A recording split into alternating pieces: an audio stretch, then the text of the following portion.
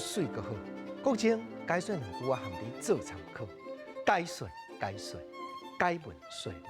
好朋友，咱解文说理咧研究俗语、味菜、流行歌、歌词，拢正是要来回想演过台湾真实发生过的历史，毋则讲百姓伫民间会识即个俗语，会识即个诗句咧。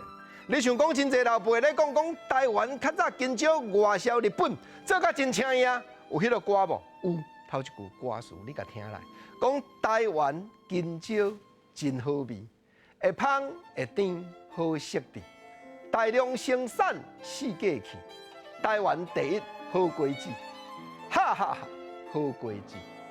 初来台湾若看见，大人囡仔着欢喜，一日买着数十皮，每日食着数百支，哈哈哈，数百支。国情啊，这是去编1949年民间流传一本台湾乡土流行歌集内底记载。吼，头拄啊，国情啊，伫咧讲台湾一站金蕉有在条外销日本，原来遮尔普遍就对啊。毋则讲会芳会甜，有影好食地，有影好果子。尤其1949年是国民党侵来介管台湾。真侪对中国来的军队，中国北方毋捌看到金蕉，初来台湾若看见，讲一日买着数十皮，每日食着数百支。当然，这讲了有较含，毋过这落流行歌词，实在讲一句较无输赢的。